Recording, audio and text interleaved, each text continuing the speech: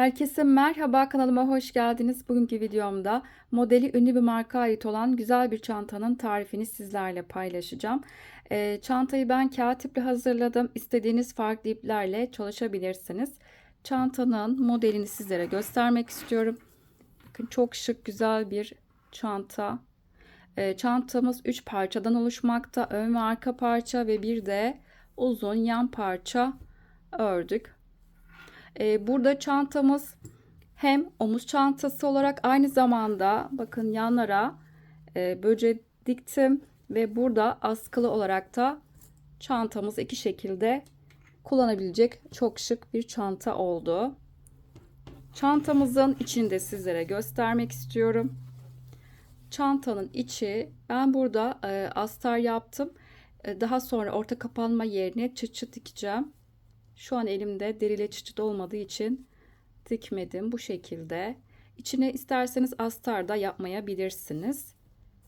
Çantamızın yakından görünüşü bu şekilde. Toplamda 300 gram kağıt ip kullandım. Videomuza geçmeden önce sizlere küçük bir hatırlatma yapmak istiyorum. Kanalıma abone olmak ücretsizdir. Ücretsiz olarak kanalıma abone olabilirsiniz. Instagram adresinden beni takip etmek isterseniz videoların açıklama kısmına linkini ekliyorum. Oradan tıklayarak ulaşabilirsiniz. Yaptığınız çantaları Instagram adresinden beni etiketleyerek gönderirseniz çok sevinirim. Videolarımı beğenmeyi, yorumlarınızı bırakmayı unutmayın lütfen. Şimdi çantanın yapımına geçelim. Çantamızı örmek için gerekli malzemelerimiz kamera rengi uzun deri askı kullanacağız. Ayarlanabilir askı ve iki ucunda da çantanın yanlarına dikmek için böceği bulunuyor. Bunları çantamızın yanlarına dikeceğiz ve bir çift 50 santimlik deri askı kullanacağım. 40 santimlik de olabilir. Veya elinizde bu şekilde 40 veya 50 santimlik askı bulamazsanız elinizde olan 70 santimlik askıyı da bu boyda kısaltıp kullanabilirsiniz. Bu şekilde de değerlendirme yapabilirsiniz. Ve çantamızı örmek için kağıt ip kullanacağım. Kağıt ipimi çile halinde alıyorum. Hiçbir yumuşatma işlemi yapmadan sarıp yumak haline getirip o şekilde örüyorum. Ve çantamızı örmek için tığ numaramız ise 3 milimetre tığla çantamızı öreceğiz. Çantanın ben bir parçasını hazırladım. Diğer parçayı da sizlerle birlikte hazırlayacağız. Burada parçayla ilgili önden bilgi vermek istiyorum.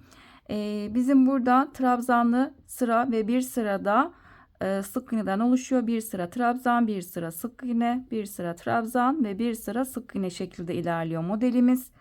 Burada örerken ortadan zincirle başladık. Yarım ay şekilde ileri geri örerek bu şekilde parçamızı büyüttük. Şimdi diğer parçayı yaparken sizlerle detaylı bir şekilde paylaşacağım. Burada trabzanlı sırayı sizlere sayısını vermek istiyorum. 1, 2, 3, 4, 5, 6, 7, 8, 9 ve 10. 10 tane trabzan ve 10 tane de sık iğneden oluşmakta. Burada aynı zamanda ölçüsünü de vermek istiyorum. Şu şekilde tam buradaki orta yuvarlak kısımdan ölçtüğüm zaman eni 35 santim. Bir de bu şekilde ölçüsünü vermek istiyorum. 28 santimde burası var. Şimdi burada ipimizi alalım ve başlangıcımızı yapalım. İpimizi aldık. Burada ilk zincirle başlayacağız. Toplamda 21 tane zincir çekeceğim. Şimdi ipimi aldım. İpimi ilk burada kilit yaptım. Bunu zincirden saymıyorum ve toplamda burada 21 tane zincir çekeceğiz. 1, 2, 3 zincirimi çekip geliyorum. 21 tane burada zincir çektim.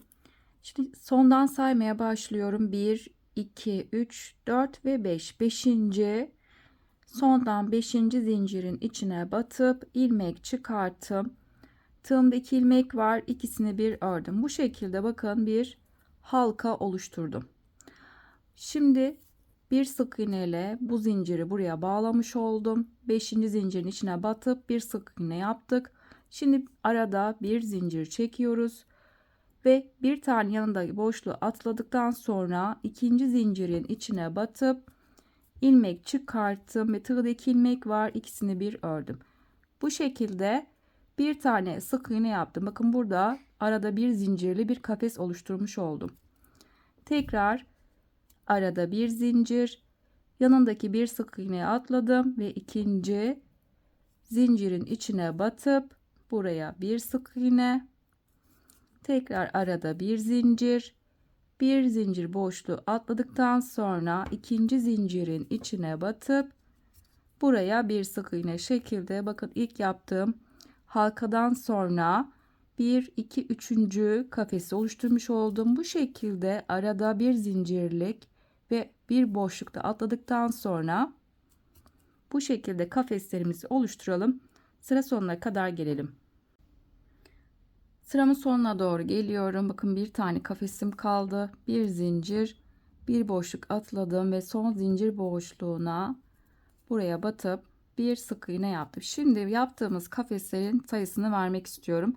Buradaki bizim yaptığımız ilk halkadan, geniş halkadan sonra 1 2 3 4 5 6 7 ve 8 tane burada kafesim olmuş oldu.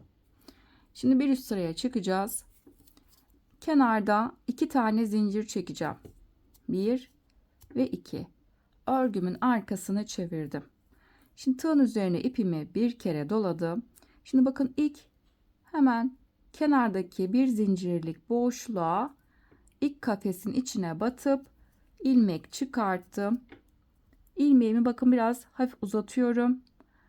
Tekrar tığın üzerine ipimi doladım ve tekrar aynı boşluğun içine batıp ilmek çıkarttım. Bu şekilde ikinci defa battım. Tekrar tığın üzerine ipimi doladım. Yine aynı boşluğa tekrar batıp ilmek çıkarttım. Bakın bu şekilde tığda şöyle sayısını vermek istiyorum. 3 6 7 tane tığda ilmek var ve bunların hepsini tek seferde çıkarttım ve üzerine bir tane zincirle kapattım ve arada bir tane zincirimiz olacak. Yani fıstığı yaptıktan sonra 2 tane zincirimiz olmuş oldu. Şimdi bu şekilde ilk fıstığı oluşturdum. Tekrar tığın üzerine ipimi doladım. Bakın ikinci kafes boşluğuna batıp buraya ilmek çıkarttım ve buraya bir tane ikili trabzan yaptım. İlk boşluğa bir fıstık yaptık. İkinci boşluğa bir ikili trabzan yapmış oldum. Arada bir zincir. Şimdi bir sonraki kafesin içine tekrar fıstık oluşturacağım. Tığın üzerine ipimi bir kere doladım. Bir sonraki kafesin içine batıp ilmek uzattım. Tekrar tığın üzerine ipimi doladım. Yine aynı boşluğa battım. İlmek çıkarttım. 2. Tekrar tığın üzerine ipimi doladım. Yine aynı boşluğa battım ve 3. Bu şekilde tığın üzerine ipimizi dolayıp aynı boşluğa 3 defa batmış olduk ve tığda şu şekilde saydığım zaman 3, 6 ve 7 tane tığda ilmek var. Bunların hepsini tek seferde çıkarttım ve zincirle fıstığımı kapatmış oldum. Bu şekilde ikinci fıstığı yaptım. Şimdi arada tekrar bizim bir tane tekrar zincirimiz olacak. Arada bir zincir fıstığı yaptıktan sonra arada bir tane zincirimizi çektik. Şimdi bir sonraki boşluk bizim trabzan yapacağız. Fıstıktan sonra bir ikili trabzan yapıyoruz. Tığın üzerine ipimi doladım ve bir sonraki boşluğun içine buraya bir ikili trabzan. Arada bir zincir. Bir sonraki kafesin içine bakın burası bizim 1 2 3 4 5. kafesin içine tekrar fıstık oluşturacağım. 1 2 ve 3. Tığda 7 ilmek var. Hepsini tek seferde çıkartıp ve bir zincirle fıstığı kapattım. Arada tekrar bir tane zincirimiz olacak. Tekrar bir sonraki bizim burada 8 tane kafes vardı. 6. kafesin içine buraya bir ikili trabzan. Arada bir zincir ve bakın şimdi biz 4. fıstığı oluşturacağız. Bir sonraki kafesin içine son 4. fıstığı da oluşturacağım. 1 2 ve 3. Bir zincirle fıstığı kapattım ve arada tekrar bir zincir çektim. 4 tane bu şekilde fıstık oldu ve son burada kafesin içine de bir tane trabzanla burayı bitirdim. Bakın bu şekilde bu kısmı tamamlamış oldum. Burada 4 tane fıstık, 1 2 3 4 tane de ikili trabzan olmuş oldu. En son 8. kafesin içine trabzan yaptım. Arada tekrar bir zincirimiz olacak. Şimdi bizim bakın ilk yaptığımız buradaki halkanın içine batacağız. Bir zincir çektik. Tığın üzerine ipimi doladım ve buradaki köşedeki halkanın içine toplamda 14 tane ikili trabzan yapacağım. 1 2 3 bakın 2 öncekisini çıkartıyorum. Kalan tığda 2 ilmeği çıkartıyorum. Bu şekilde ikili trabzan yapıyoruz. 4 tane oldu. 5 elimi sıkı tutuyorum örerken, buna dikkat edelim.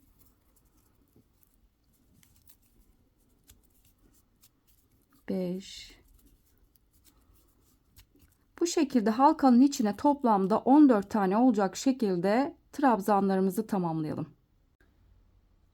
Trabzanlarımı tamamladım. Burada bakın en son trabzan yaptık. Arada bir zincir çekip halkanın içine burada saymak istiyorum. 2 4 6 8 10 12 ve 14 tane ikili trabzan yaptım. Şimdi aynı bu tarafta yaptığımızın aynısını diğer tarafta da uygulayacağız.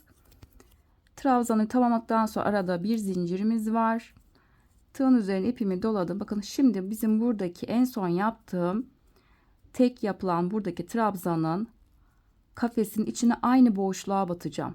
Bakın buradaki battığımız kafesin aynı boşluğu kullanıyoruz. Buraya bir ikili trabzan. Bakın burada hangisini yaptıysak aynı karşı tarafta da aynı işlemi uygulayacağız. Şimdi bir trabzan yaptım. Arada bir zincir. Bakın bir sonraki bizim yaptığımız, bakın fıstık yapmışız. Aynı fıstığın dibindeki boşluğa batıyorum. Yani aynı kafese batmış oluyoruz. Arada bir zincirimiz var. Buradaki fıstığın dibindeki kafesin içine battım. Tekrar fıstık oluşturacağım. 1 2 3 kere tığın üzerine ipimi dolayıp battıktan sonra tüm ilmeklerin hepsini çıkarttım ve fıstığımı kapattım ve arada bir zincir çektikten sonra bir sonraki kafesin, bakın bir tane trabzan yapacağım. Bir trabzan, arada bir zincir ve bir sonraki boşluk bizim kafes boşluğuna, bakın burada fıstık yaptık. Tekrar buraya dibine fıstık oluşturacağım. 1 2 ve 3.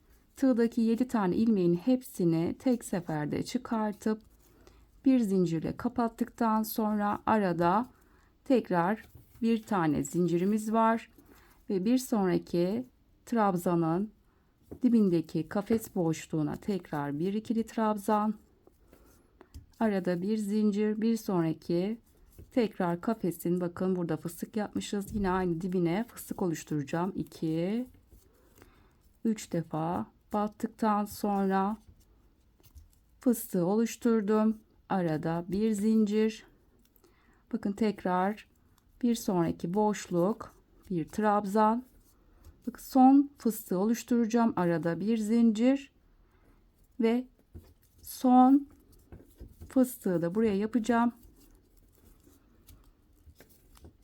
Fıstığımı kapattım. Bakın burada kenar oluştururken fıstığı kapattıktan sonra arada zincir çekmeyeceğim.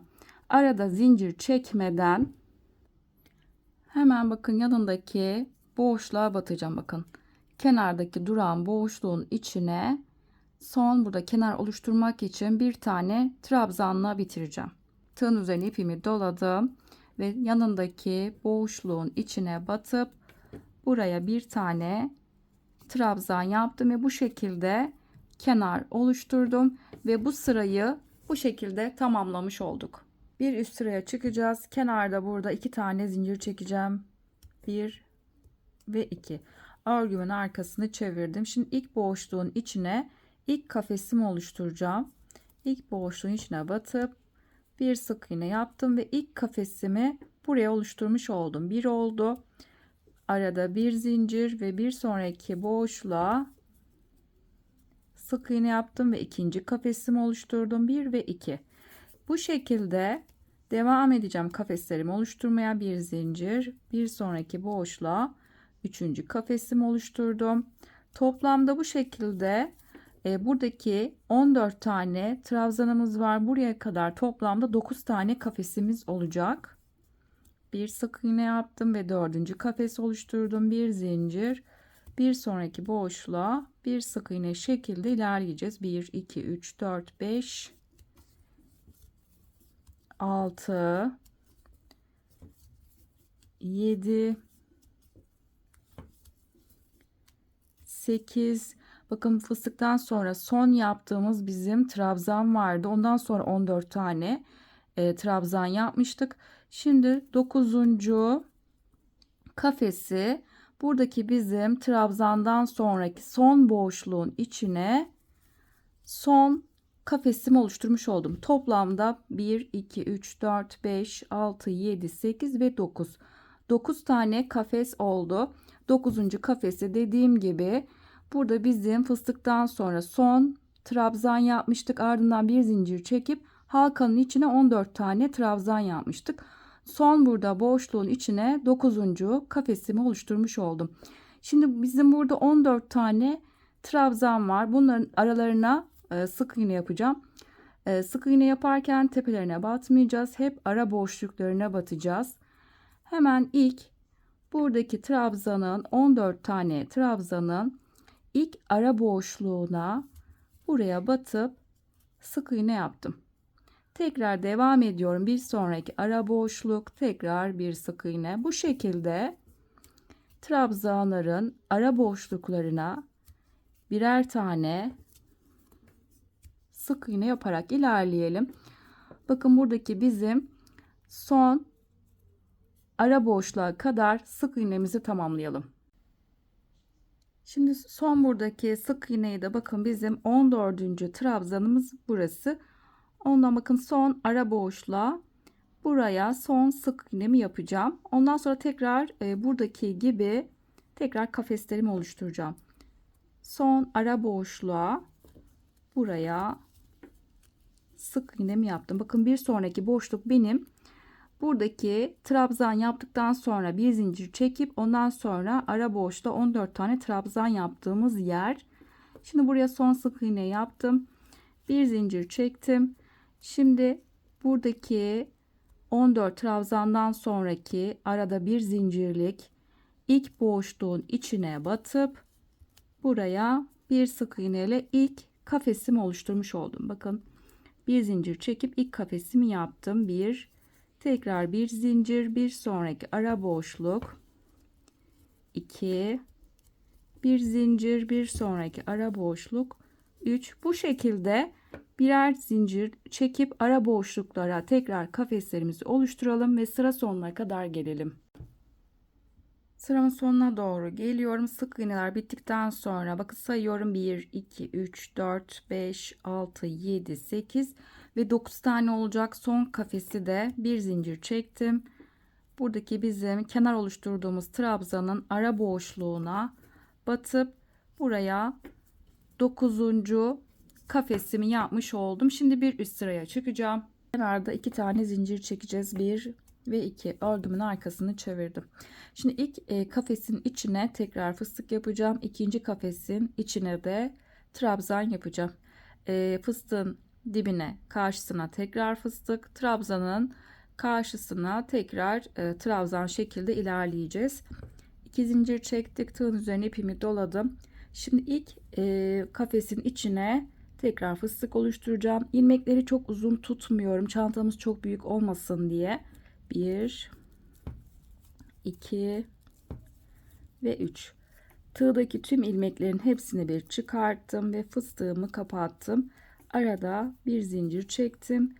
İkinci kafesin içine bakın burada trabzan yaptık. İkinci kafesin içine buraya bir trabzan. Arada bir zincir ve bir sonraki kafesin içine tekrar fıstık oluşturacağım.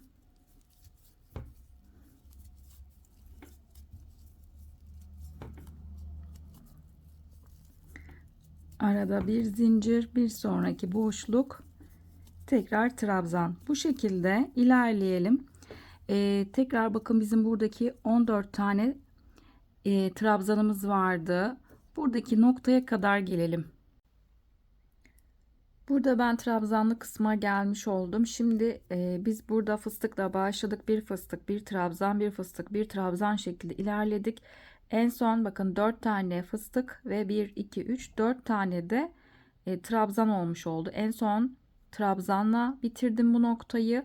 En son trabzanı da biz burada 1, 2, 3, 4, 5, 6, 7, 8. kafesin içine burada 4. son trabzanı yaptım. Biz burada 9 tane kafes yapmıştık. Şimdi 9. kafesten itibaren burada çift batmaya başlayacağım. Bizim burada 9 tane kafes vardı. En son 8. kafeste trabzanla bitirdim ve 9. kafesten itibaren çift batıp buradaki bizim 14 tane sık iğneye çift batınca 28 tane trabzanımız olmuş olacak. Şimdi başlayalım. Trabzandan sonra arada bir zincir ve 9. kafesin içine buraya çift batacağım. Bir ve aynı noktaya ikinci trabzan. Şimdi yanındaki sık iğne boşluğuna batıp tekrar buraya çift, bir, aynı noktaya ve 2. Bir sonraki sık iğne boşluğunun içine yine çift yapacağız. 1 ve 2. Bu şekilde sık iğnelerin içine çift batarak ilerleyeceğiz. Bu şekilde trabzanları yapalım. Hepsine çift batıp 14 tane burada sık iğnemiz var. Her birine çift batınca toplamda 28 tane trabzanımız olmuş olacak. Trabzanlarımı tamamladım. Şimdi biz buradaki bizim yaptığımız 9 tane kafesin son 9. kafesten itibaren her boşluğa çift battıktan sonra en son bakın bitirdiğim yerde benim buradaki ilk kafesten bir önceki boşlukta son çiftimi oluşturdum. Bakın son çiftimi buraya yaptım ve toplamda burada 28 tane trabzan oldu. Şimdi 28 tane trabzanı tamamladım. Bakın ilk kafesimde benim burada. Başlarken kafesin içinden itibaren çift batmaya başladım. Ve sıramın sonunda ise bakın ilk kafese burası çiftimi bir önceki noktada bitirdim. Ve artık buradan itibaren tekrar fıstıklarımı ve trabzanlarımı oluşturmaya devam edeceğim. Bu şekilde 28 tane trabzanım olmuş oldu. Bir tane zincir çektim. Şimdi ilk kafesin içine bakın, kafesin aynı karşısındaki boşluk bizim trabzan. Bir tane buraya trabzan, bir zincir, buradaki fıstığın dibindeki kafesin içine tekrar bir fıstık,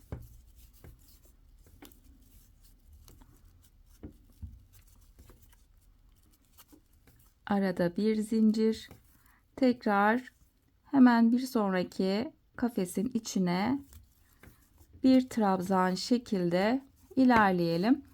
Tekrar bir sonraki kafesin içine fıstık, bir sonraki kafes trabzan şekilde sıra sonuna kadar gelelim.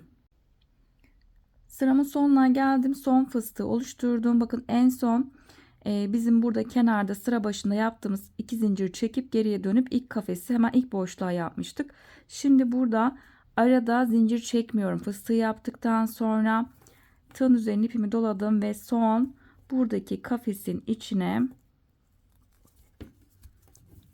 kenar oluşturmak için bir tane trabzanla bitirmiş oldum. Bu şekilde bu sıramız tamamlandı. Şimdi bir üst sıraya çıkacağız. Sık iğne sırasını yapacağız. Burada kenarda 2 tane zincir çekeceğim. 1 ve 2. Örgümün arkasını çevirdim. Şimdi ilk önce hemen dibindeki ilk boşluktan itibaren tekrar kafeslerimi oluşturacağım. birinci kafesimi yaptım. Bir zincir, bir sonraki ara boşluk.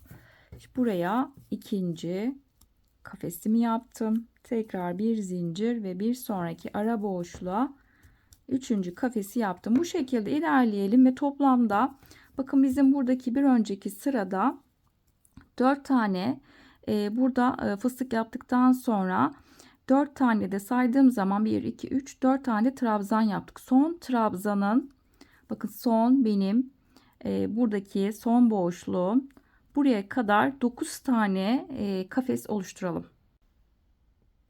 Şimdi ben 8 tane burada kafes yaptım. Bakın ilk yaptığım kafesle birlikte saydığım zaman 1, 2, 3, 4, 5, 6, 7, 8 ve şimdi 9. kafesi bakın son bir zincirlik boşluğum kaldı.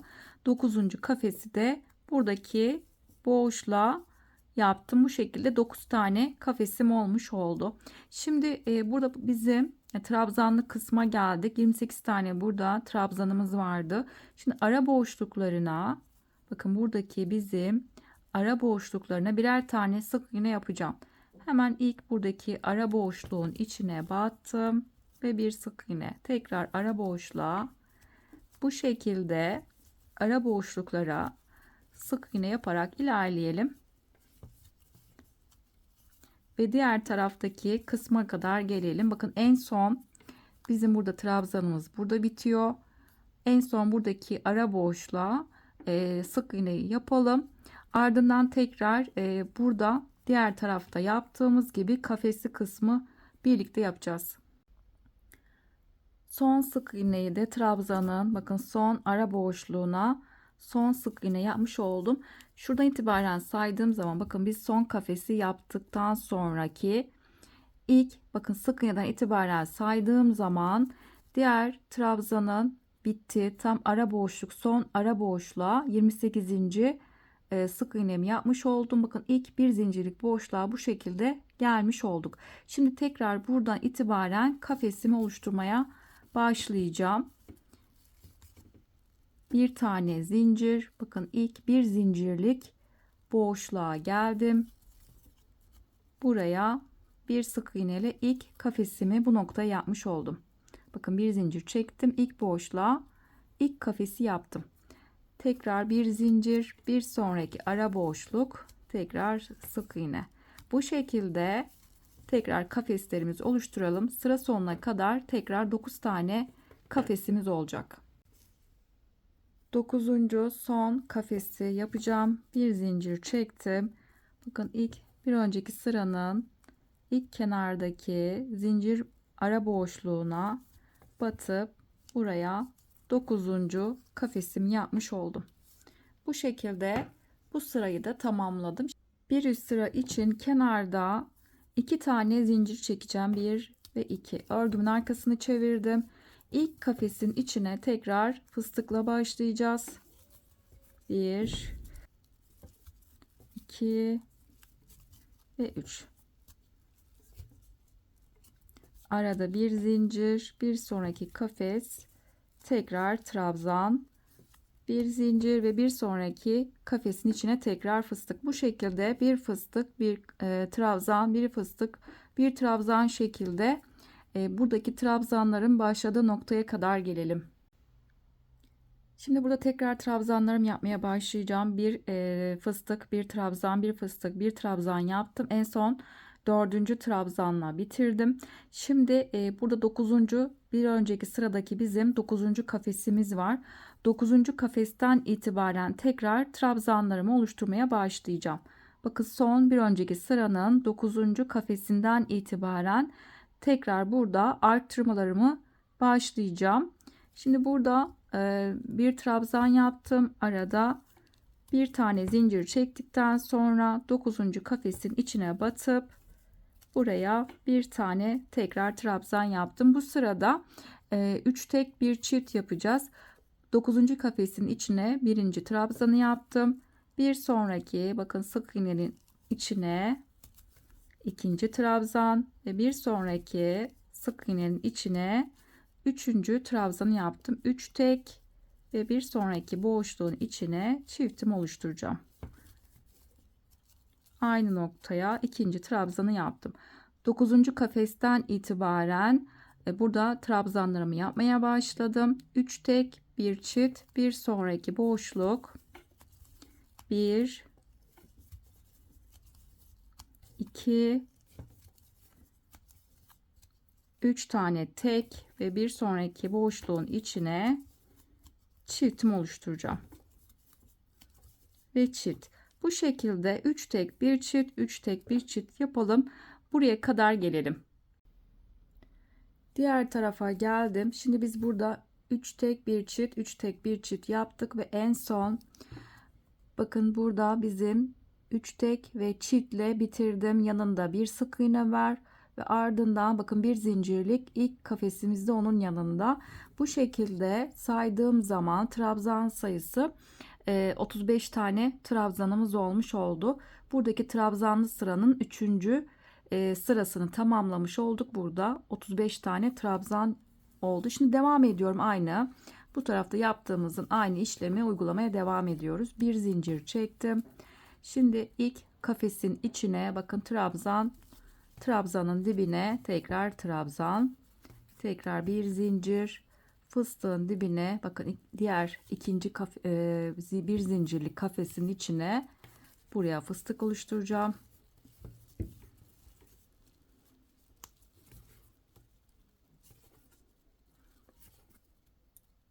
Araya bir zincir ve bir sonraki bakın trabzanın dibindeki kafesin içine tekrar trabzan, bir zincir. Bu şekilde fıstık trabzan, fıstık trabzan şekilde kenar köşe noktasına kadar gelelim.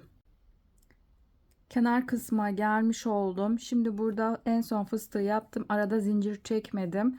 Şimdi son kafesin içine, yani bir önceki sırada 2 zincirle geriye dönüp ilk boşluğun içine sık iğne yapıp ilk kafesimizi oluşturuyorduk. Şimdi şöyle saydığım zamansa bakın buradaki bizim trabzan bir kafes, 2, 3, 4, 5, 6, 7, 8 ve 9. Bakın kenardaki duran sıranın başındaki ilk yaptığımız kafes. Şimdi buradaki boşluğa batıp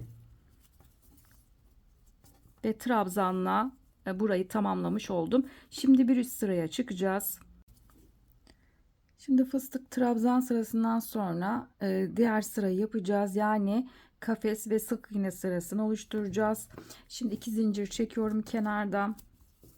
Örgümün arkasını çevirdim. Bakın hemen dibindeki ilk boşluğa buraya batıp bu şekilde ilk kafesimi oluşturdum. Bir zincir, bir sonraki boşluk, ikinci kafes. Bu şekilde birer zincir çekip toplam 9 tane kafes oluşturalım. 9 tane kafes oluşturdum. İlk yaptığım yerle birlikte toplamda 9 tane kafes oluşturdum ve en son bakın 9. kafesimi de bir önceki sırada yaptığımız bakın son boşluğun içine 9. kafesimi yapmış oldum. Şimdi bir sonraki bakın buradaki bizim trabzanlar başlıyor. Şimdi ilk trabzanın hemen üstündeki ilk ara boşluğuna batıp buraya tekrar sık iğne. Şimdi ara boşluklarına bu şekilde sık iğne yaparak ilerleyeceğiz. Bu şekilde ara boşluklara birer tane sık iğne yapalım ve diğer noktaya kadar gelelim. Buradaki noktaya kadar geldim, sık iğnelerimi yaptım. Şimdi hemen bakın önündeki ilk kafes boşluğuna gelmiş oldum. Buradaki bizim son trabzanımız burası. Ara boşluğa son buraya battıktan sonra ilk bir zincirli kafesimiz de hemen yanında. Şimdi buradan itibaren tekrar başlayacağım. Sıra sonuna kadar kafeslerimi oluşturacağım. Toplam yine sıra sonunda 9 tane kafesim olmuş olacak. Bir zincir çektim ve ilk boşluğun içine ilk kafesimi oluşturdum. Tekrar bir zincir, bir sonraki boşluk, ikinci kafesimi oluşturdum. Bu şekilde kenar kısma kadar gelelim. En son boşluğa da 9. kafesimi oluşturmuş oldum. Şimdi bir üst sıraya çıkacağız. Tekrar kenarda 2 tane zincir çektim. Örgümün arkasını çevirdim. Şimdi ilk buraya, ilk boşluğa tekrar fıstık oluşturacağım.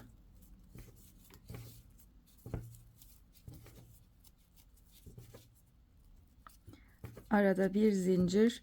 Hemen yanındaki boşluk bakın trabzan fıstık, trabzan fıstık şekilde tekrar buradaki kenar kısma kadar gelelim.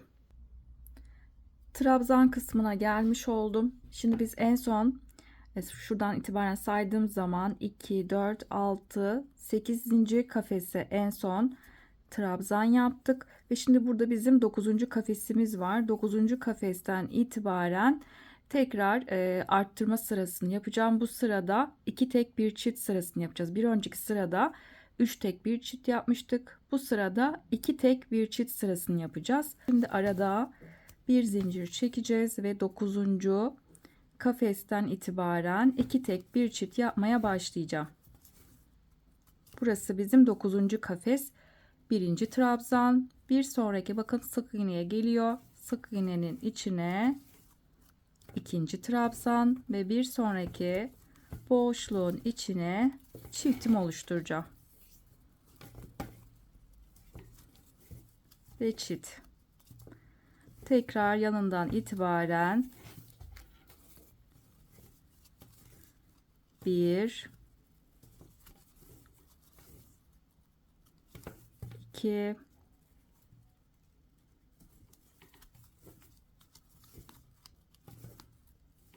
ve çift. Bu şekilde devam edelim. 2 tek bir çift, 2 tek bir çift, 2 tek bir çift yapalım ve buradaki tekrar trabzanın bittiği noktaya kadar gelelim. Köşeye geldim. Burada 2 tane tek ve çift yaptım. Şimdi burada en son 2 tane tekle bitireceğim. 2 tek bir çift yaptım. Yanındaki boşluğa 1 ve bir sonraki boşluğa ikinci trabzanı yaptım ve bu şekilde en son 2 tane tekle bitirdim. 2 tek bir çift, çiftten sonra 2 tane tek yaptım ve onun yanında bakın bir tane burada sık iğne var ve ondan sonra ilk bir zincirlik kafesimiz var. Bu şekilde ilk kafesimiz de hemen onun yanında. Bu şekilde burada 2 tek bir çift sırasını tamamladım ve toplamda benim burada 2 tek bir çift sırasında toplamda 46 tane trabzanım var. 4. trabzan sırasında bu şekilde tamamlamış olduk. Şimdi devam ediyorum. Bu kısmı bitirdik. Arttırmaları yaptık. Aynı şekilde buradaki yaptığımız gibi birebir aynı işlemi uygulamaya devam edeceğim. Bir zincir çektikten sonra trabzanın dibindeki ilk kafese bir trabzan, bir zincir çekip tekrar bir sonraki kafese fıstık, trabzan, fıstık şekilde ilerleyelim ve kenar kısma kadar gelelim. Kenar kısma geldim ve bu şekilde sıramı tamamlamış oldum. Şimdi bir sonraki sıra bizim kafes ve sık iğne sırasını yapacağız. Ve bunu yapmak için kenarda burada 2 tane zincir çekeceğim. 1 ve 2. Örgümün arkasını çevirdim.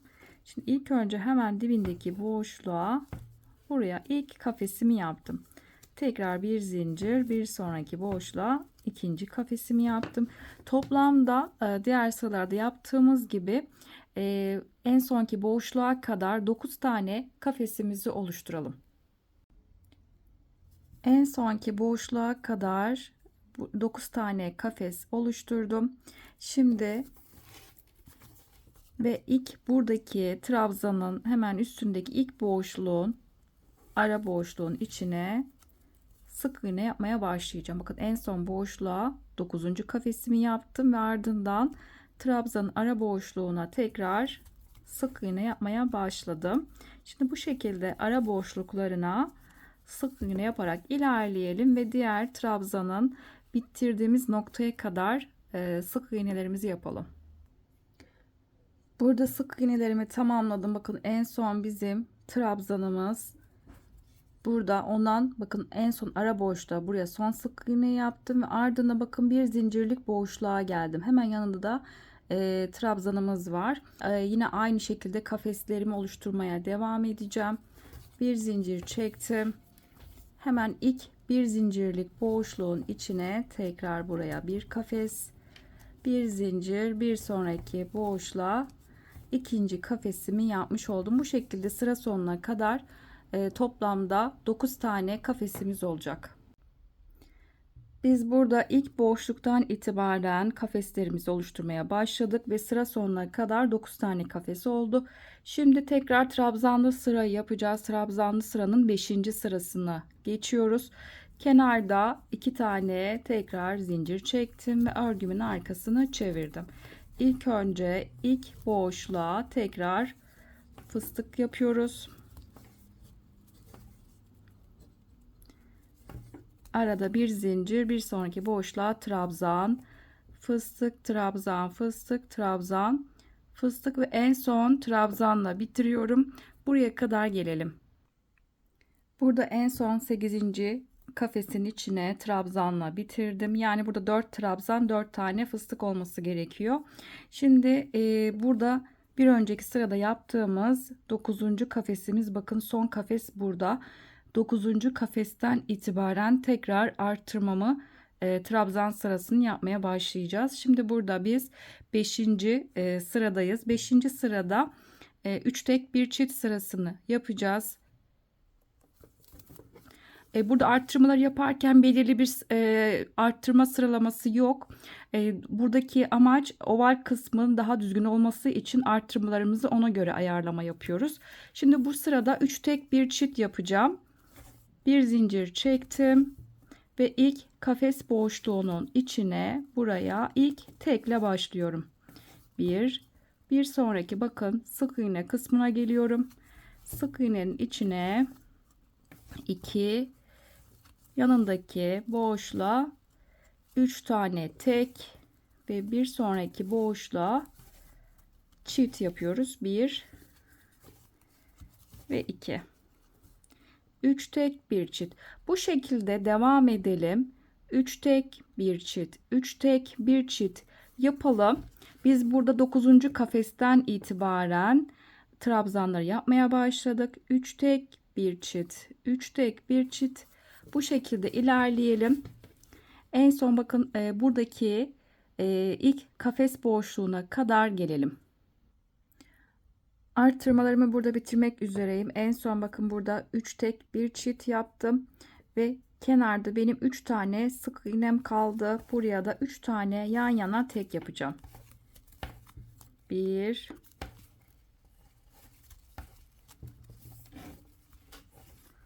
2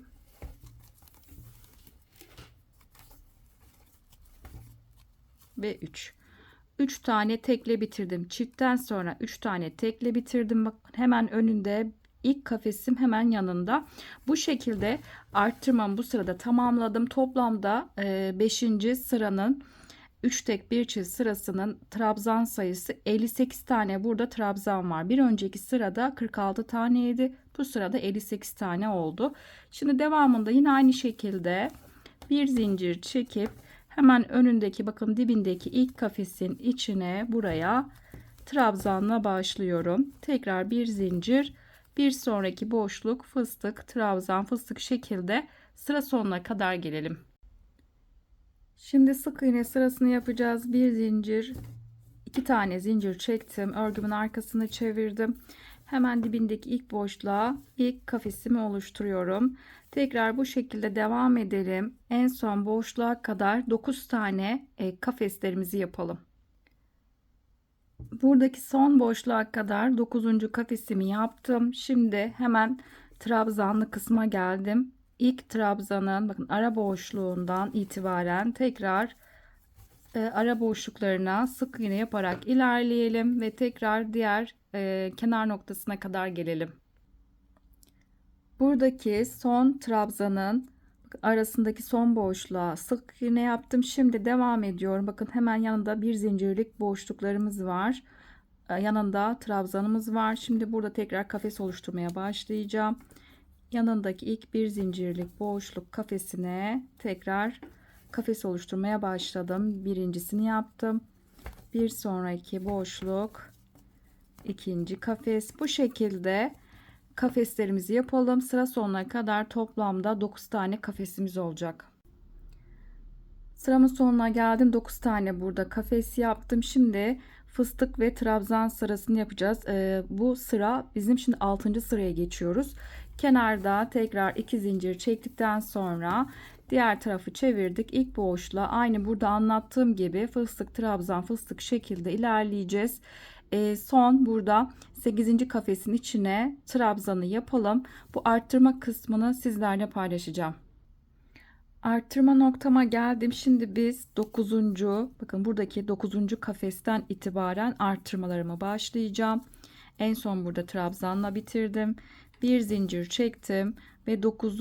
kafes boşluğundan itibaren burada arttırma yapacağım. 6. sırada biz 5 tek bir çift yapacağız. Birincisini 9. kafesin içine yaptım. Bir sonraki boşluk bakın burada bizim trabzanların aralarına yaptığımız sık iğne ile devam ediyorum. 2 sık iğnelerin tepelerine battım. 3 4 5 tane tek ve bir sonraki boşluğun içine çiftimi oluşturacağım. Ve çift. Bakın bu şekilde 9. kafesten itibaren trabzanlarımı yapmaya başladım. 5 tek bir çift, 5 tek bir çift şekilde ilerleyelim. Ve diğer buradaki bizim ilk boşluğa kadar 5 tek bir çift yapalım. 5 tek bir çift, 5 tek bir çift yaptım. En son 5 tek bir çift yaptıktan sonra burada sıranın sonunda 4 tane tek yapacağım. 1 2 3 ve 4. Bu şekilde 5 tek bir çiftten sonra sıranın sonunda yan yana 4 tane tekle bitirdim. Bu sırada 6. sırada 5 tek bir çift sırasında trabzan sayımız 67 tane burada trabzanım var. Şimdi bakın ilk hemen dibinde ilk kafesimiz burada. Tekrar bir zincir çektikten sonra ilk kafesin içine trabzan yaptım. Tekrar bir zincir fıstığı yapacağız. Bu şekilde buradaki anlattığım gibi aynı şekilde sıra sonuna kadar gelelim. Bu sırayı tamamladıktan sonra şimdi kafes ve sık iğne sırasını yapacağız. 2 zincir çekeceğim. Tekrar örgümün arkasını çevirdikten sonra ilk boşluktan itibaren kafeslerimi oluşturmaya başlayacağım ve buradaki sondaki boşluğa kadar toplamda 9 tane kafesimizi yapalım. 9 tane kafes yaptım. Şimdi ilk bakın trabzanlı kısma geldim. Aralarına birer tane tekrar sık iğne yapmaya başlayacağız. Bu şekilde devam edelim. Sık iğne yapalım ve diğer tarafa kadar gelelim. Son sık iğne yaptım ve ardından bakın önünde ilk bir zincirlik boşluğa geldim. Tekrar buradan itibaren bir zincir çektim. İlk kafesin içine batıp buraya tekrar ilk kafesi oluşturdum. Bir zincir diğer boşluğun içine. Bu şekilde sıra sonuna kadar kafeslerimizi oluşturalım. Toplamda yine 9 tane kafesimiz olacak. Sıramı tamamladım. 9 tane kafes oldu. Şimdi 7. sıraya geçiyoruz. 7. sıra tekrar bizim fıstık ve trabzan sıramız. Kenarda 2 tane zincir çektikten sonra diğer tarafı çeviriyoruz ve ilk buradaki yaptığımız gibi aynısını yapıyoruz. Son trabzanı 8. kafesin içine yaptıktan sonra arttırma kısmını tekrar sizlerle paylaşacağım. Burada 8. kafese son trabzanı yaptım. Şimdi 9. kafesten itibaren tekrar arttırmamı yapacağım. Bu sırada 7. sırada 6 tek bir çift yapacağım. 9. kafesin içine bir zincir çektim. Birinci trabzanı buraya yaptım. Bir sonraki boşluk sık iğnenin içine ikinci trabzan. 3 4 5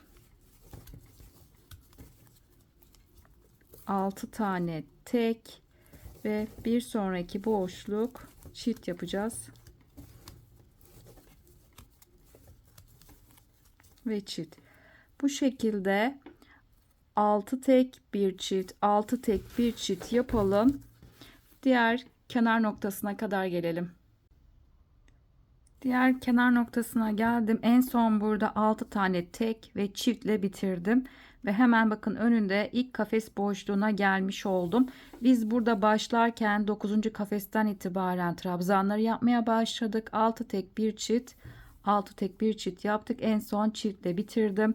Ve ardından tekrar burada kenarda aynısını işlemi uyguluyoruz. Bir zincir çektikten sonra ilk kafes boşluğuna trabzan, bir sonraki fıstık şekilde tekrar kenar kısma kadar gelelim. Bizim bu sırada trabzan sayısı sizlere paylaşmak istiyorum. 7. sırada toplamda burada 77 tane trabzanım olmuş oldu.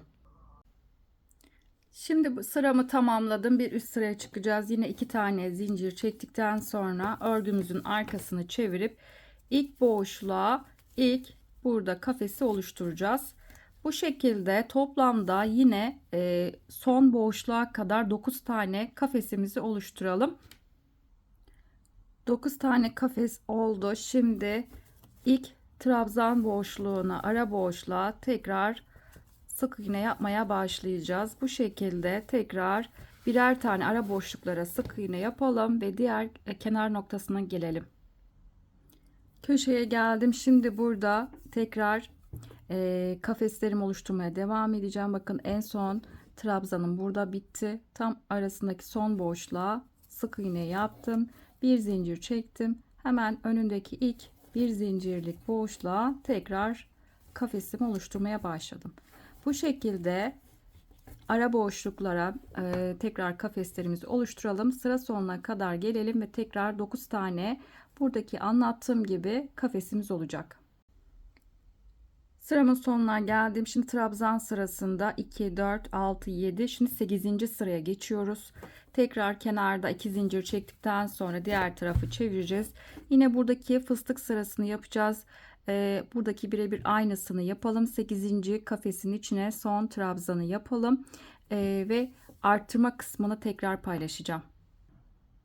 Son trabzanı yaptım. Şimdi 9. kafes. Bakın bir önceki sıranın 9. kafesi burası. Buradan itibaren tekrar arttırmama başlayacağım. Bu sırada 8. sırada 7 tek bir çift yapacağız. Son trabzandan sonra bir zincir ve 9. kafesin içine buraya birinci trabzanı yaptım. Bir sonraki sık iğnenin içine 2, 3, 4, 5, 6,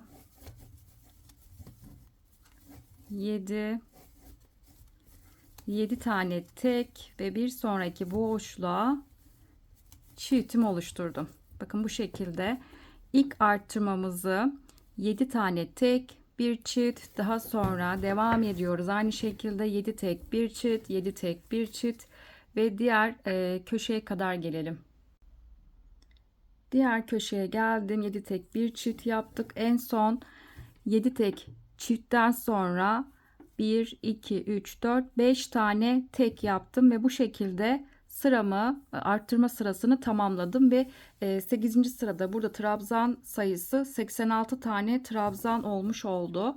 Şimdi tekrar bir zincir çekip ilk bakın bir zincirli kafes boşluğumuz var. Buraya trabzan, tekrar buradaki bir trabzan bir fıstık şekilde kenar noktasına kadar gelelim. Şimdi bir üst sıraya çıkacağız. Yine kenarda 2 tane zincir çektikten sonra örgümüzün arkasını çevirip ilk boşluğa tekrar kafes yapmaya başlayacağız. Yine boşluğa kadar 9 tane kafes oluşturalım. Boşluğa kadar 9 tane kafes yaptım. Şimdi trabzan kısmına geldim. İlk trabzan boşluğunda buraya tekrar ara boşluklara sık iğne yapmaya başladık ve devam edelim. Bu şekilde diğer köşeye kadar gelelim. Son ara boşluğa sık iğne yaptıktan sonra bir zincir çekip bakın hemen önündeki bir zincirlik kafes boşluğuna batıp tekrar kafeslerimi oluşturmaya devam edeceğim. Bu şekilde tekrar sıra sonuna kadar 9 tane kafesimiz olacak. Sıramı tamamladım. 9 tane kafes oldu. Şimdi bir üst sıraya çıkacağız. Burada fıstık ve trabzan sırasını yapacağız. 9. sıraya geçiyoruz. Tekrar kenarda 2 tane zincir çektikten sonra örgümüzün arkasını çevirip tekrar fıstık trabzan diye 8. Kafesin içine son trabzanı yapalım. Arttırma kısmını burayı sizlerle paylaşacağım. En son trabzan yaptım ve arttırma yerime geldim. Şimdi bu 9. sırada biz 10 tek bir çift yapacağız. Bir önceki sırada yaptığımız bakın 9. kafesimiz burada. 9. kafesten itibaren tekrar arttırmamı yapmaya başlayacağım. Şimdi burada bir tane zincir çektim ve 9. kafesin içine ilk buraya birinci trabzanı yaptım. Bir sonraki boşluk bizim sık iğnenin içine batıp buraya ikinci trabzan,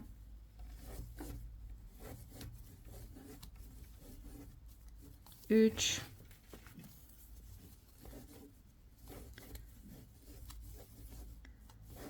dört, beş, altı, yedi, 8, 9 ve 10. 10 tane tek ve bir sonraki boşluğa çiftimizi oluşturacağız.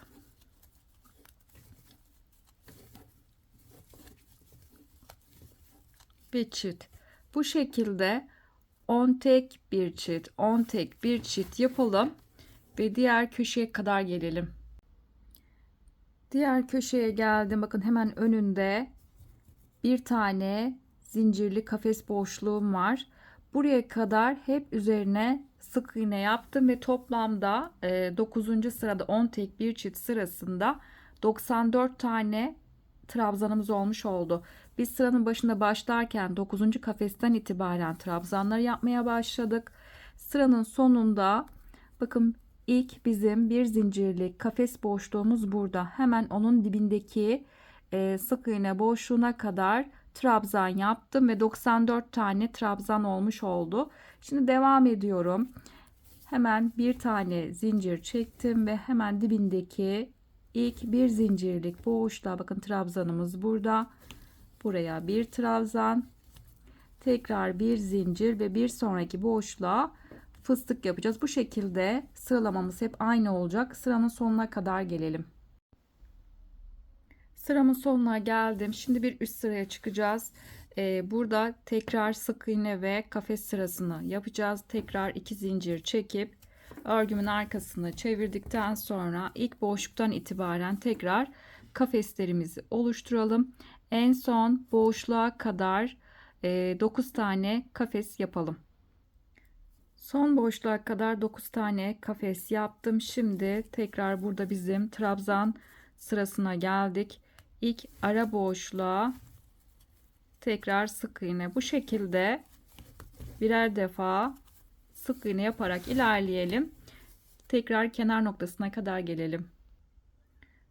Son trabzanın ara boşluğuna son sık iğnemi yaptım. Bakın hemen önünde bir zincirlik kafes boşluğu ve bir tane trabzanımız var. Şimdi bu noktadan itibaren tekrar bir zincir çekip ilk bir zincirlik kafes boşluğuna tekrar sık iğne yaparak ilk kafesimi oluşturdum. Tekrar bir zincir, bir sonraki ara boşluğa tekrar ikinci kafes. Bu şekilde sıra sonuna kadar 9 tane kafesimizi yapalım. Kenar noktasına geldim. Şimdi trabzan sırasını yapacağız. 10. trabzan sırasını yapmak için 2 zincir çektim, örgümün arkasını çevirdim.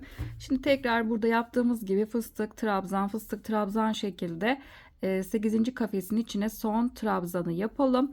Arttırma kısmını tekrar paylaşacağım. En son trabzan yaptım ve 9. kafesin bakın burada 9. kafesten itibaren burada trabzan yapmaya başlayacağım. Şimdi buraya bir tane zincir çektim ve 9. kafesin içine buraya birinci trabzanla başladım. Şimdi bu sırada 10. sırada 8 tek bir çift yapacağız. Birinci teki yaptım. Bir sonraki sık iğne boşluğunun içine 2 3 4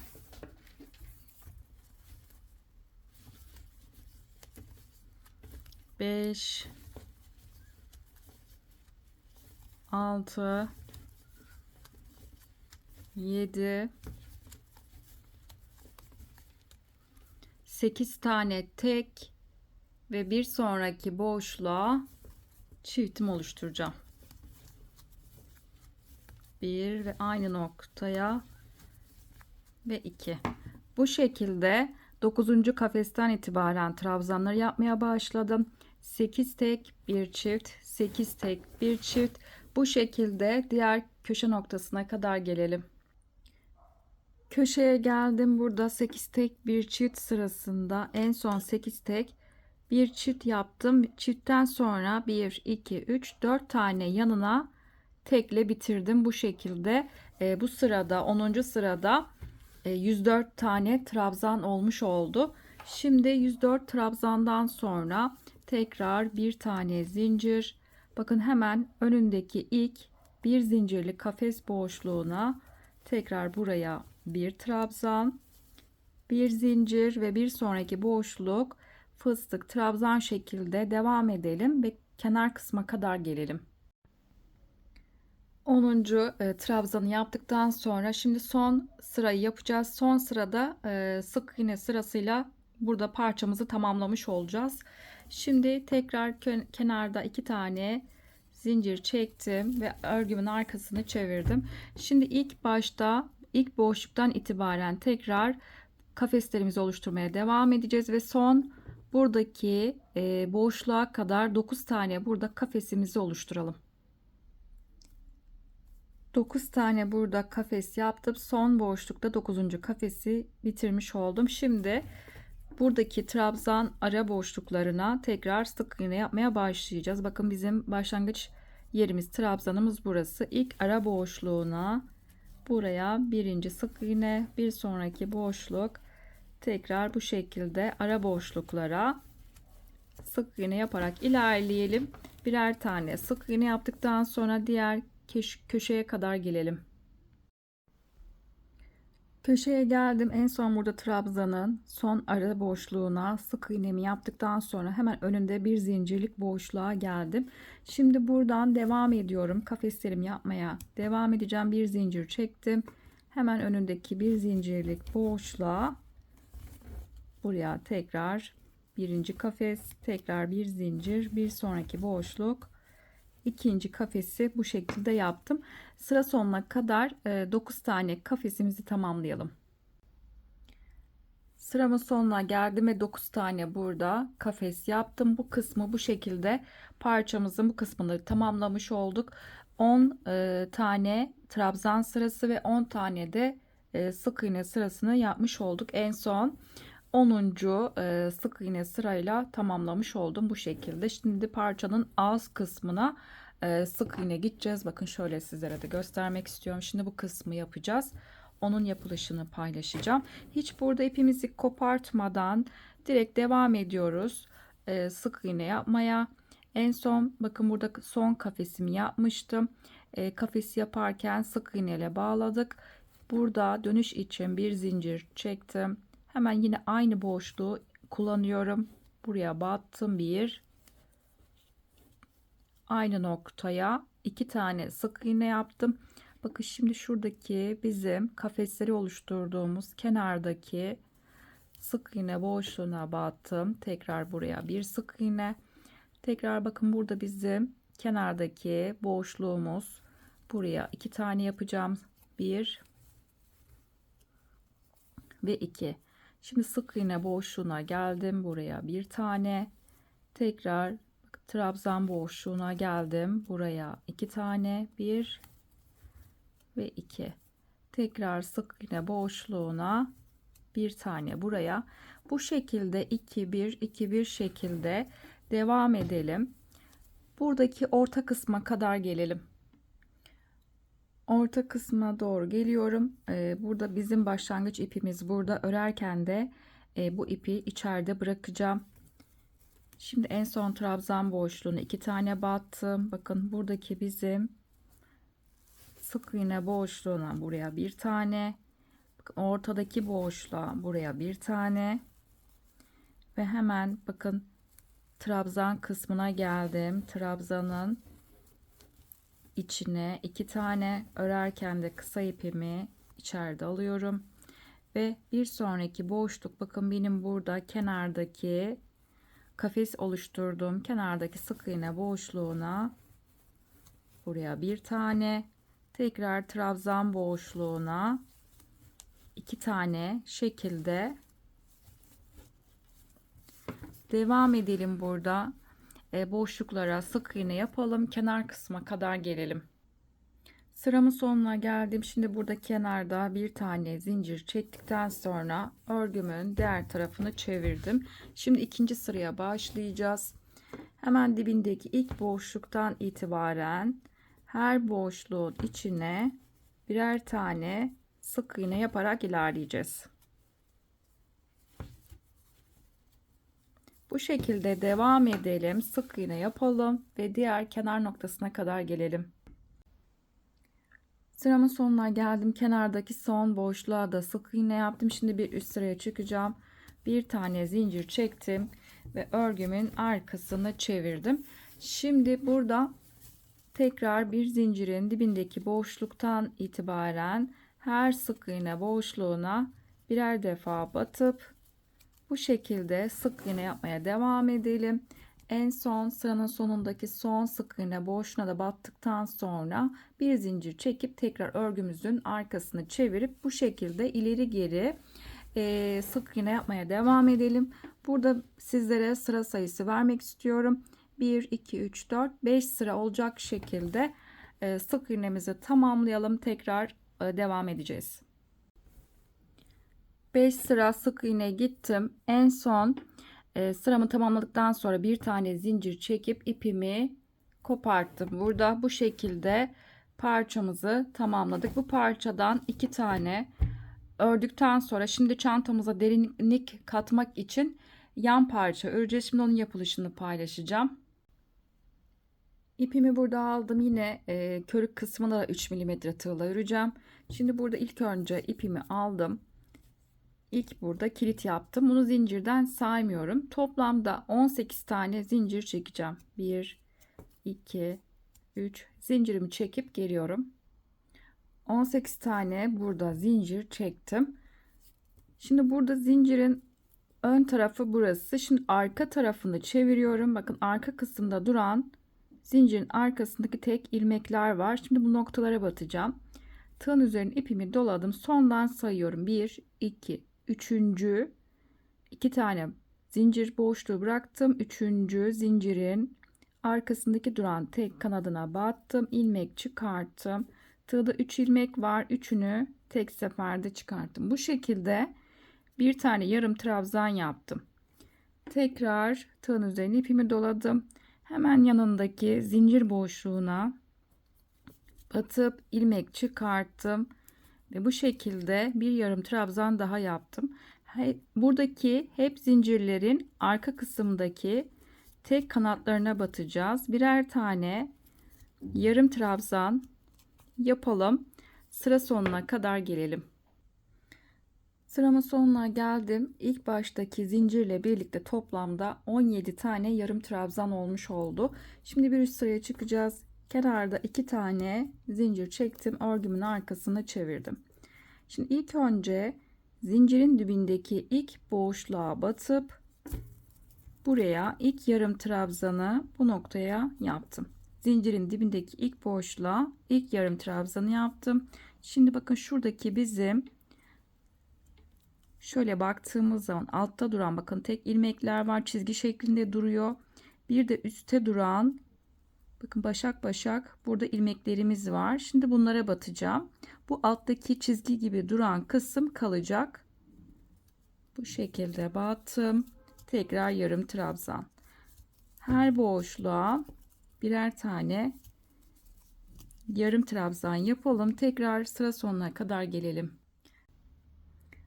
Sıramın sonuna geldim. Son bir tane burada boşluğum kaldı. Kenarda 2 tane zincir ve onun üzerinde son başak var. Buraya batacağım. Son yarım trabzanı bu şekilde yapmış oldum. Baştaki zincirle birlikte tekrar saydığım zaman 17 tane yarım trabzan olmuş oldu. Tekrar bir üst sıraya çıkalım. 2 tane zincir, örgümün arkasını çevirdim. Hemen ilk önce dibindeki boşluğa batıyorum. Zincirin dibindeki ilk boşluğa batıp ilk yarım trabzanı bu noktaya yapıyorum. Ardından yanından itibaren boşluklara birer tane yarım trabzan yaparak ilerleyeceğiz ve tekrar sıra sonuna kadar gelelim. Sıramın sonuna geldim. Son bir tane boşluğum kaldı. Son boşluğun içine de yarım trabzanı yaptım ve tekrar baştaki zincirle birlikte 17 tane yarım trabzan var. 2 tane zincir geriye döndüm. İlk önce zincirin dibindeki boşluktan itibaren tekrar yarım trabzan yapacağız birer tane. Bu şekilde ileri geri 17 tane zincirimizle birlikte 17 tane yarım trabzanı buradaki parçanın ölçüsünde örelim. En son sizlere ne kadar ördüğümün bilgisini paylaşacağım. Ben parçayı ördüm. 83 sıra ördüm. Daha sonra ben burada ipimi kopartmadım. Bakın bu şekilde bıraktım. Birleştirme yaptıktan sonra bakın buradan başladığım kısımdan itibaren birleştirme yapmaya başlayacağım. En son bakın ördüğüm bitirdiğim kısım da burada kalacak. Burada fazla gelirse kolay bir şekilde sökeceğim. Az gelirse de birleştirme yaptığım zaman az gelirse de örmeye devam edeceğim. Bu şekilde ipimi bırakacağım. 83 sıra ördüm. Bu şekilde koydum. Aynı zamanda sizlere ölçüsünü de vermek istiyorum. Parçamızın eni, derinlik 8 santim ve burada ördüğüm benim 83 sıra tam 74 santim yapıyor. En son ben birleştirme yaptıktan sonra net sizlere sırasının kaç sıra ördüğümün bilgisini paylaşacağım. Bunu da belirtmek istiyorum. Şu an 83 sıra olacak şekilde ördüm. Birleştirme yaptıktan sonra kaç sıra ördüğümün bilgisini tekrar paylaşacağım. Şimdi sırada yaptığımız parçaları birleştireceğiz. Eğer çantanızı astarlama yapacaksanız burada parçanızın ölçüsünü alıp kumaşınızı hazırlamanızı tavsiye ediyorum. Daha sonra kolay oluyor. Ben de o şekilde yaptım. Bakın şöyle göstermek istiyorum. Ördüğüm parçayı üzerine koydum. Kenarlardan bakın şu şekilde hem üstten hem yanlardan kumaşım birer santim kenarlardan pay bırakıp bu şekilde kumaşlarımı hazırladım. Her bir parçayı bu şekilde ayarlamasını yaptım. Daha sonra çantayı birleştirdikten sonra astarlaması benim için daha kolay olacak. Bu şekilde kumaşımı da hazırladım. Onu da belirtmek istiyorum. Şimdi sırada birleştirme parçalarımızı yaptığımız parçaları birleştireceğiz. Şimdi onun yapılışını paylaşacağım. Şimdi sırada parçalarımızı birleştireceğiz. Parçalarımızı birleştirirken parçanın düz tarafını bize bakacak şekilde koydum. Bunu da şu şekilde anlayabilirsiniz. Trabzanın düz tarafı parçanın aynı zamanda düz tarafı oluyor ve bir de bakın fıstık yaptığımız fıstıkların daha düzgün, daha güzel duran kısmı parçanın düz tarafı oluyor. Bakın ters tarafını da göstermek istiyorum. Bakın tersi de bu şekilde. Düz tarafına bize bakacak şekilde parçayı koydum. Aynı şekilde yan parçayı aldım.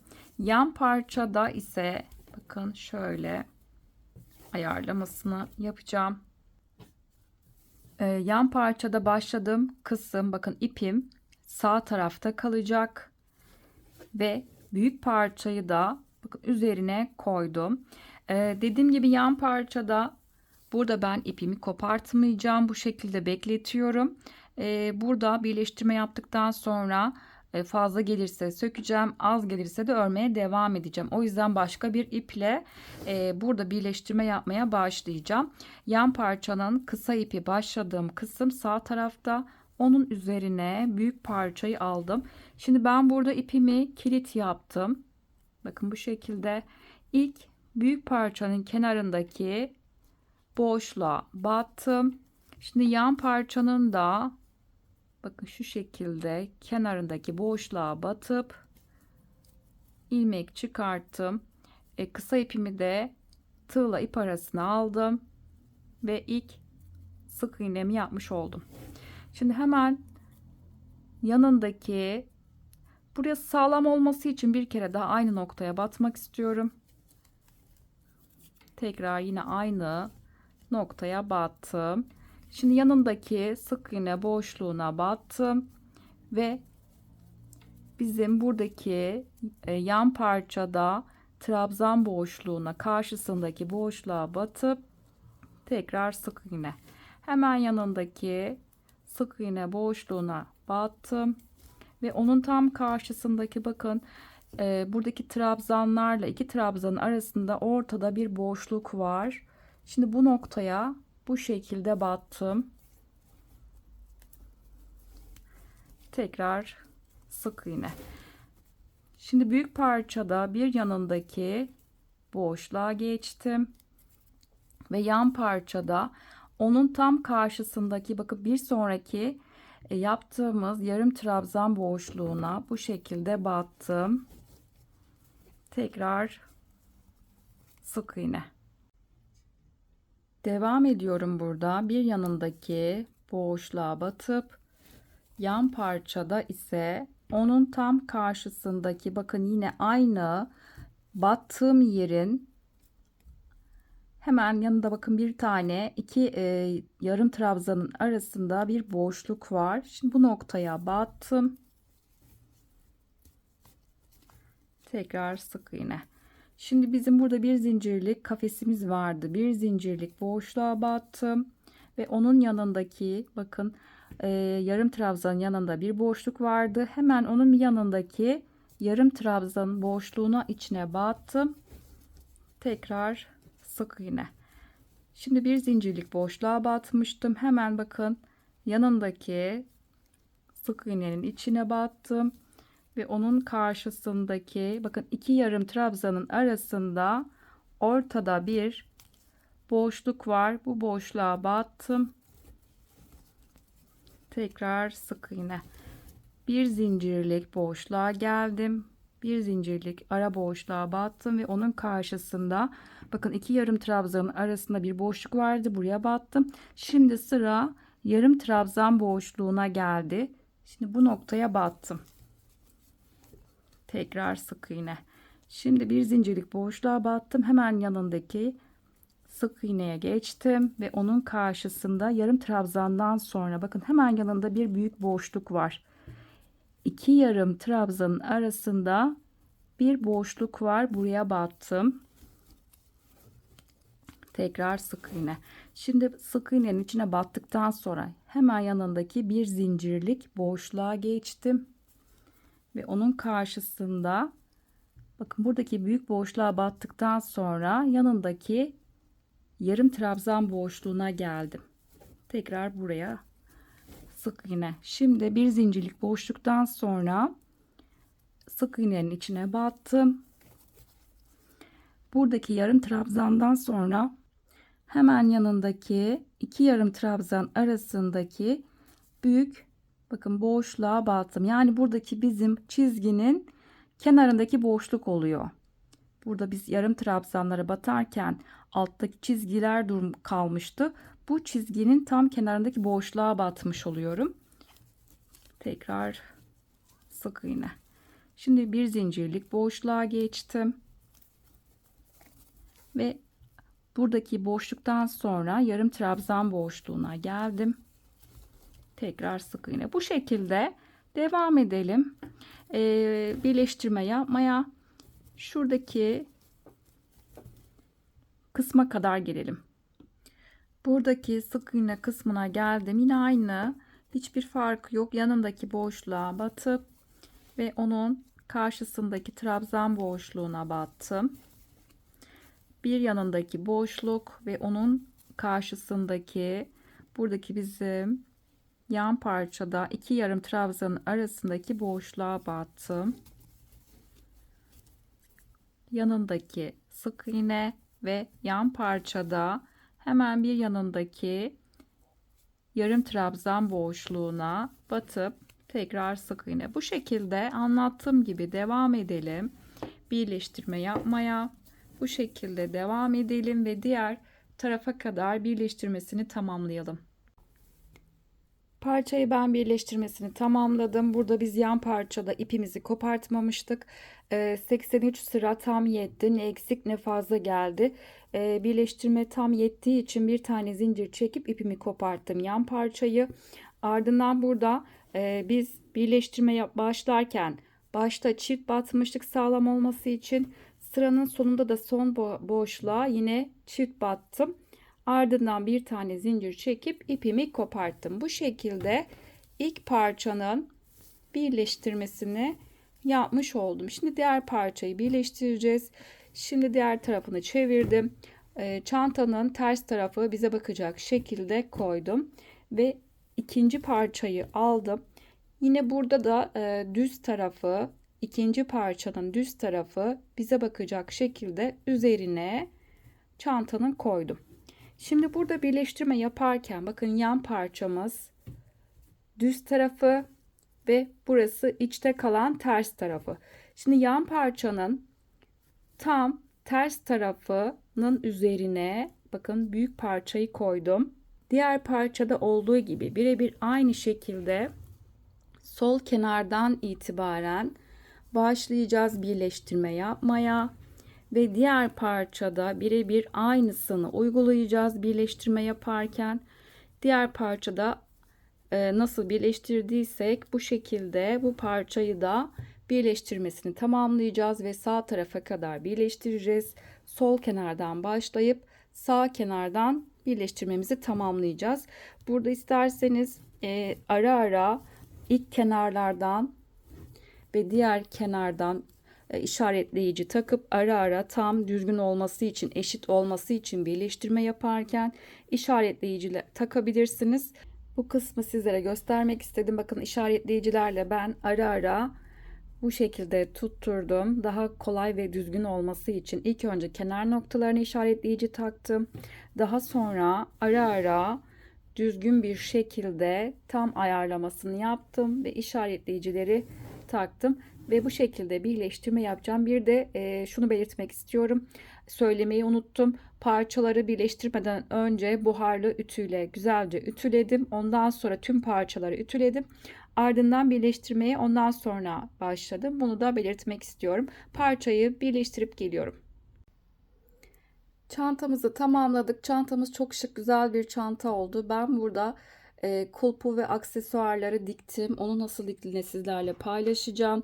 Bakın şöyle sizlere göstermek istiyorum. Kenarlardan 8 santim sağdan ve 8 santim soldan boşluk bıraktım. Ve bir de ortadaki boşluğun da ölçüsünü vermek istiyorum. Burası da 13 santim. Dikerken ben buradan kulpun renginde mumlu ip kullandım. Eğer elinizde mumlu ip yoksa çantanın renginde veya kulpun renginde kağıt iple de dikebilirsiniz. Buradaki çapraz olarak kullanabileceğimiz askının ucunda 2 tane böce vardı. Onları da dikerken bakın şu şekilde ayarlamasını yaptım. Yanların tam orta kısmına denk getirdim. Bakın bu şekilde ve düz bir şekilde dikişi mumlu iple diktim. Burada hem çapraz olarak kullanabileceğiniz aynı zamanda da omuz çantası olarak da bu şekilde iki türlü kullanabileceğiniz güzel bir çanta olmuş oldu. Burada kulpu ve böceleri diktikten sonra ben şöyle sizlere göstermek istiyorum. Astarlama yaptım. Burada astar yaparken kumaşım dak keten kumaş kullandım. İsterseniz ince pamuklu kumaşlarda tercih edebilirsiniz. Bakın bu şekilde.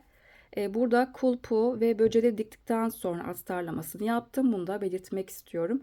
Çantamız görünüşü bu şekilde oldu. Çok şık, güzel bir çanta oldu. Bir de şunu da belirtmek istiyorum. Benim elimde derili ortada dikmek için kullanabileceğimiz mıknatıs olmadığı için daha sonra ben dikeceğim.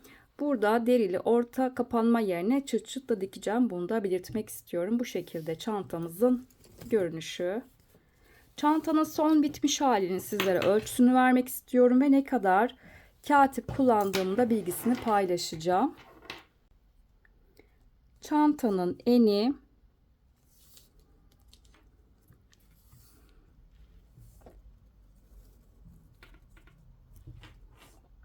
35 santim eni var. Bir yükseklik 28 santim yüksekliği ve bir de çantanın derinliğinde ölçüsünü vermek istiyorum. 8 santimde derinlik var. Toplamda ben 300 gram katip kullandım. Yapacakları şimdiden kolaylıklar diliyorum. Bir videonun daha sonuna geldik. Kanalıma abone olmak ücretsizdir. Ücretsiz olarak kanalıma abone olabilirsiniz. Instagram adresinden beni takip etmek isterseniz videoların açıklama kısmına linkini ekliyorum. Oradan tıklayarak ulaşabilirsiniz. Yaptığınız çantaları Instagram adresinden beni etiketleyerek gönderirseniz çok sevinirim. Videolarımı beğenmeyi, yorumlarınızı bırakmayı unutmayın lütfen. Bir başka videoda görüşünceye dek hoşça kalın.